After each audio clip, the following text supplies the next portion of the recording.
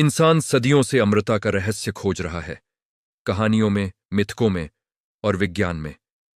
लेकिन क्या हो अगर मैं आपसे कहूं कि अमृता का रहस्य किसी प्राचीन ग्रंथ में नहीं, बल्कि हमारे ही महासागरों की गहराई में तैर रहा है। मिलिए ट्यूरिटॉप्सिस डोहरनी से, जिसे दुनिया अमर जेलीफिश के नाम से जानती है।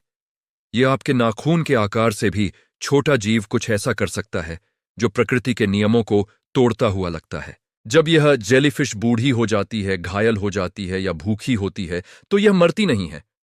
नहीं, यह कुछ और ही करती है।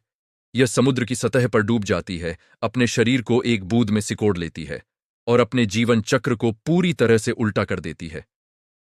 यह एक वयस्क से वापस अपने बचपन यानी एक पॉलिप अवस्था में बदल जाती है।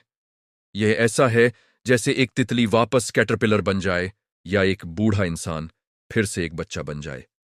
और इस नई शुरुआत से यह फिर से बड़ी होती है और एक नई जवान जेलीफिश के रूप में अपना जीवन फिर से शुरू करती है।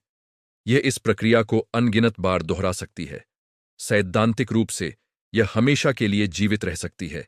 यह मौत को धोखा दे रही है, यह समय को मात दे रही है। वैज्ञानिक इस छोटे से जीव के दीवाने हैं।